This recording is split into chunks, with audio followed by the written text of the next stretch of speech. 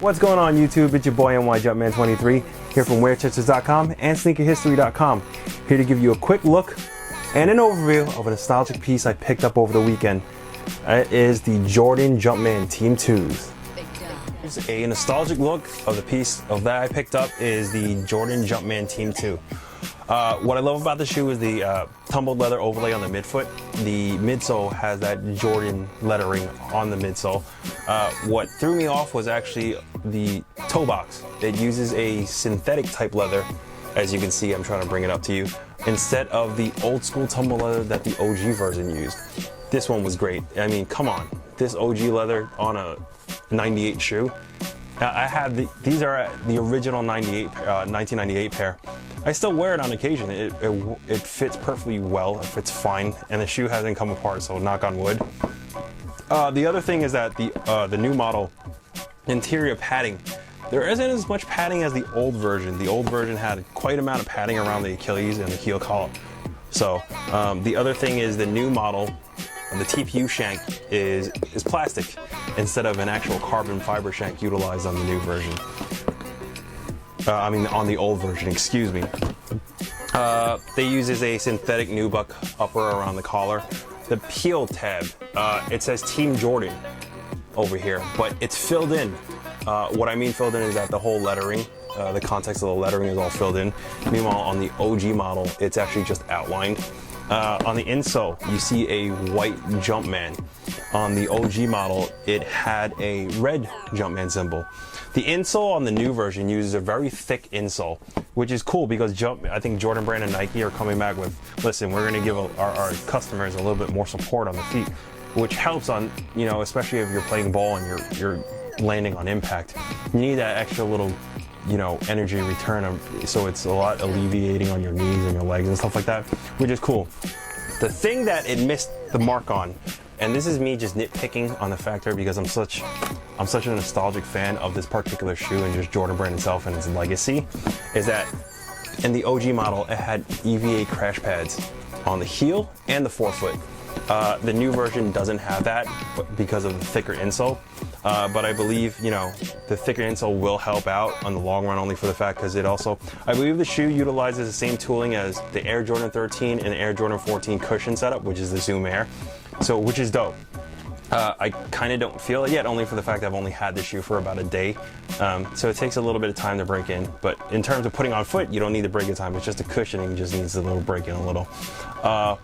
Other than that, you have the Jordan symbol tag from the Air Jordan 14 utilized, and a lot of people call this like the 13 and 13.5 because it's a mix between the Air Jordan 13 and Air Jordan 14, which is pretty dope. The concept of the shoe. The shoe itself just played well on court. It was such a complete on-court performing beast back in the 98. I mean, if you compare from the technology that they have these days, it might not score as well, but I will wear this pair against any pair that came out in 2015 any day, to be honest with you, because Jordan Brand knew what they were doing and this thing performed like a beast.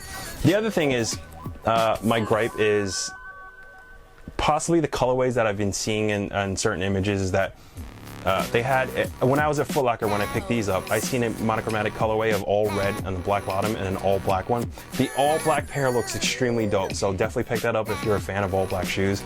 I would like maybe if they made an all white colorway. They have a cool gray colorway coming out too. But I've seen other nuances of colorways and mixtures, and it kind of threw me off because I'm a big fan of being of the OG models and the OG colorway itself. So I wish they would come out with, again, other than this that they came out with. I love the fact that they did that. Thank you, Jordan Brand. Is this colorway, the navy blue and white and gold. The gold is actually on the back and on the Jordan tag itself, the symbol. This was worn particularly by the University of California model, the college, and their players had this particular model, and this colorway was probably the best colorway out of all of them, personally in my opinion. They also had this one in the all black and white. This particular colorway was worn by Mike Bibby, the former Vancouver Grizzlies and retired.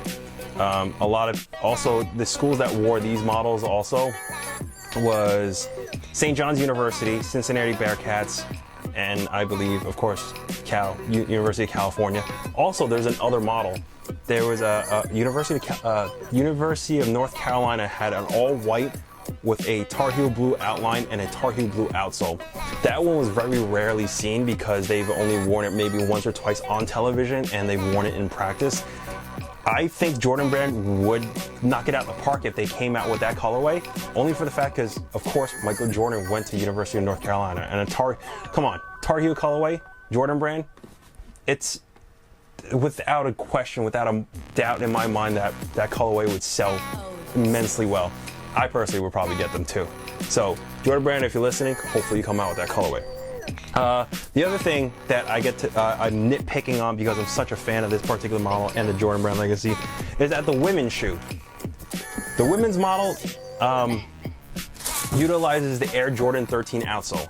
I mean, it's very similar if you're gonna, just stare at it and be like, oh, there's nothing wrong with it.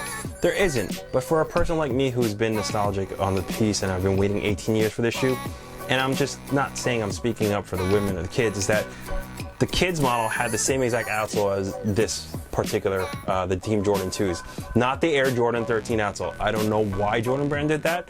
It could be something maybe cost cutting or just the fact that it fits better on the shoe in the long run. So you know what?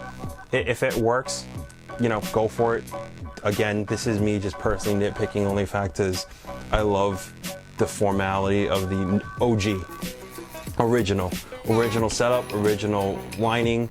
Because, when you're designing something like this, you want to bring back that nostalgia memory and stuff like that. So for me, it's just from angles to design to aesthetics used, I'm nitpicking on the fact because it means, the shoe in particular means a lot to me and over the years that I've waited. So big shout out to Jordan Brand for coming out with this. Waited 18 years. And if you need any other ideas, of course, I have other ideas of what other OG shoes that you guys can come up with that, I would love to throw ideas out. Also, other than that, I hope they come out with those alternate colorways, like the OG colorways and stuff like that, because it would mean a lot. I would definitely cop all of them. And the shoe is just an amazing shoe just to ball in. I don't know if I'm gonna do a performance review. I might not, but it's just the fact I'm still sulking in the fact that they came out with the shoe again. Well, that's that. Hopefully you enjoyed the history lesson in regards to the Jordan Jumpman Team 2 Retro. Again, I'm a huge fan of this particular shoe. You can cop these at your local Foot Locker. I don't think it's online yet. I believe Finish Line, Champ Sports, East Bay will come out with them soon. So definitely keep it locked and check your local store or online if you get a chance. The kids model should be available on Finish Line. But I'll leave you some links if I'm able to find it and whatnot so I can offer to you guys. Again, let me know in the comment section what you think of this particular model and the history lesson that I just divulged you guys with. Sorry for boring some of you, but let me know in the comment section what you think of this particular model. If you like it, if you dislike it, what do you think should be changed? I don't think anything should be changed other than the little nitpicking stuff that I said, but then again, I have no quarrels. I love Jordan Brand and the concept of creating this legacy piece again for fans like myself and ball players like myself. I'm most likely going to play ball in these. But of course, hit me up on Instagram or Twitter at nyjumpman23 and make sure share the video, like it, subscribe, and hopefully you like it and hopefully you enjoyed this video.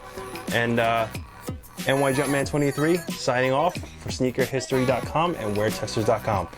Peace.